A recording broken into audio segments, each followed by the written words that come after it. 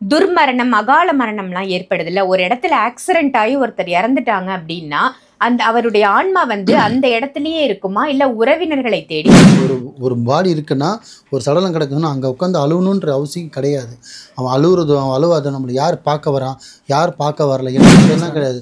இதே வந்து சில பேர் ஆசை அடங்காதவங்க பார்த்தீங்கன்னா, துர்மரணம் மாதிரி சில பேர் வந்து இந்த எது நம்ம அதிகமாக வளர்க்க ஆத்மாலே வந்து இன்னொருத்த உடம்புல ஏறுது. இந்த 2 மரணம் தான் ரொம்ப கொடூரமான மரணம். ஏன்னா தன்னை அவனே வந்து தெரிஞ்சு அறுத்துக்கிறது, தெரிஞ்சு தொங்குறது, தெரிஞ்சு எரிஞ்சிக்கும் போது புரியுதுங்க நான் சொல்கிறது. வளர்த்தோம் அந்த ரூம்லேயே அந்த எரிச்சல், அந்த வலி தான் வந்து இன்னொருத்தனை உடம்புல போய் அவனை ஒரு பாடுபடுத்தி, ஒரு ஆம்பளை உடம்புல ஏறினா ஒரு பாடுபடுத்திடும்.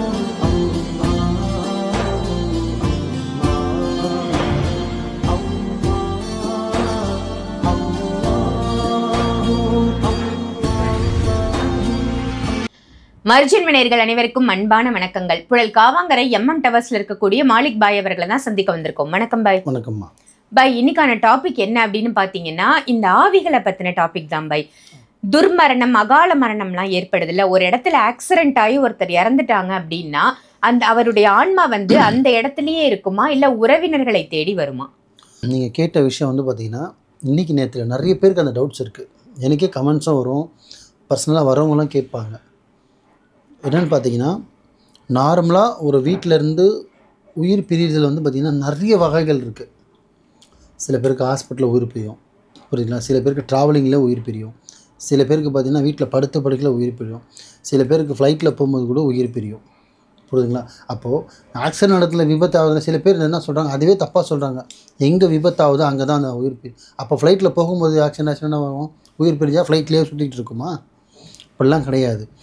எந்த இடத்துல உயிர் பிரியுதோ அந்த இடத்துல பார்த்தீங்கன்னா அடுத்த நொடிக்கே அது பதில் சொல்ல போயிடும். அடுத்த நொடியே பதில் சொல்ல போயிடும். நீங்கள் பண்ண பாவம் புண்ணியத்துக்கு பதில் சொல்லியே தீரணும், சரிங்களா?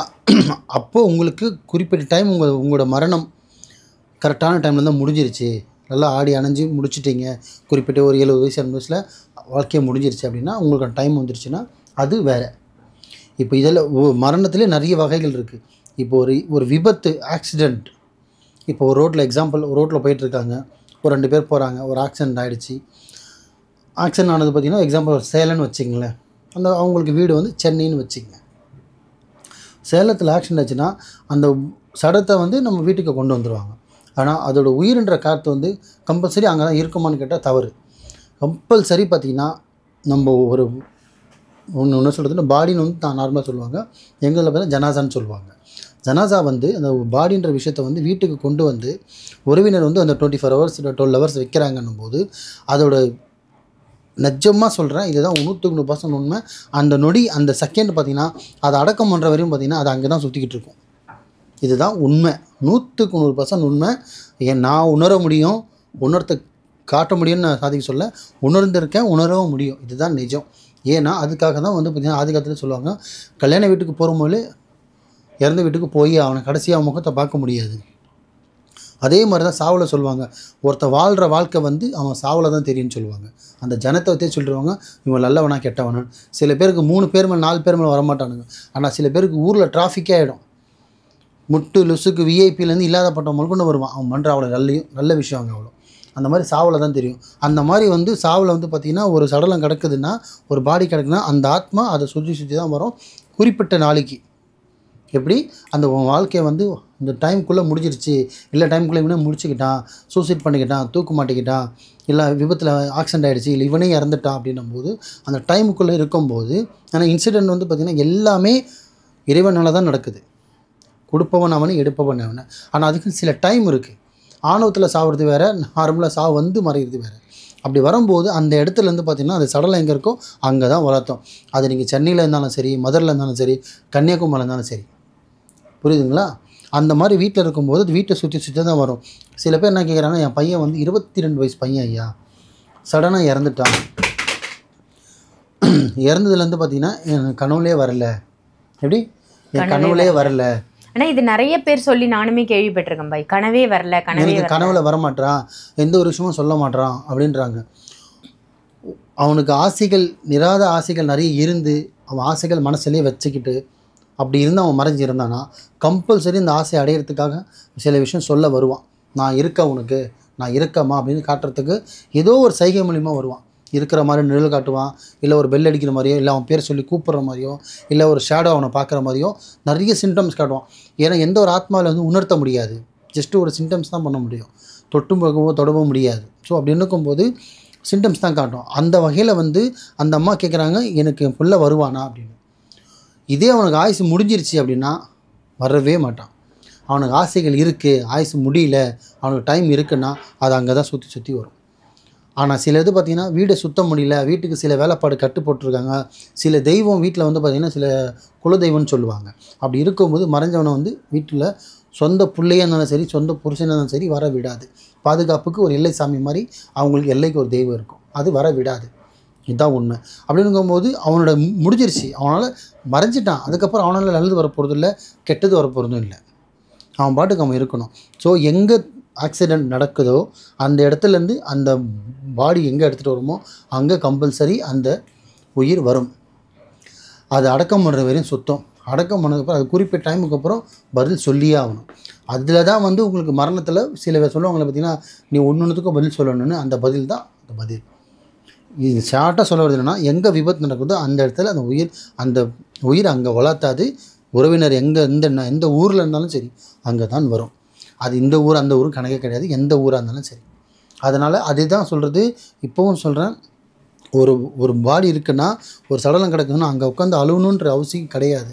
அவன் அழுவாத நம்மளை யார் பார்க்க வரான், யார் பார்க்க வரல, என்ன பேசுகிறான்னு ஒரு பக்கத்தில் தான் நிற்கும். இதுதான் உண்மை. நான் என்றைக்குமே கரெக்டான விஷயம் தான் சொல்லுவேன். இதுதான் நிஜம், பக்கத்தில் தான் நிற்கும். அதனால் சொல்லுவாங்க, எங்கள் இடத்துல பார்த்தீங்கன்னா மறைஞ்சதுக்கப்புறம் கூட அழுவ மாட்டாங்க. எவ்வளோ பாசமாக இறந்துருந்தாலும் சரி, இறந்துட்டாங்கன்னா அப்பாவோ அம்மாவோ அண்ணனோ தம்பியோ அழுவ மாட்டாங்க. மனசுக்குள்ளே இருக்கும், வெளியில் காமிச்சிக்க மாட்டாங்க. நார்மலாக போய்ட்டு சைலண்ட்டாக போய்ட்டு அடக்கம் மட்டும் வந்துடுவாங்க. அதை பெருசாக பண்ண மாட்டாங்க. விஷயம் தான். ரொம்ப அருமையான தகவலாக கொடுத்தீங்க. ஏன்னா இந்த மாதிரி அகால மரணத்தில் இறக்குறவங்களுடைய ஆன்மாக்கள் வந்து அப்படியே அலையும் சுற்றும் அப்படின்லாம் சொல்லுவாங்க. அது உறவினர்களை நாடி எல்லாம் ஈரவாங்க இவங்க தான். அதெல்லாம் ஒன்றுமே கிடையாது, சுற்றுறதெல்லாம் கிடையாது. இதே வந்து சில பேர் ஆசை அடங்காதவங்க பார்த்திங்கன்னா துருமரணம் மாதிரி சில பேர் வந்து எது நம்ம அதிகமாக வளர்த்தோம் ஆத்மாலே. இன்றைக்கி சொல்கிறோம் பாருங்கள், நார்மலாக ஆக்சிடெண்ட் ஆகிறது கூட வளர்த்தாதம்மா. எப்படி ஆக்சிடெண்ட் ஆகிறது வளர்த்தாது.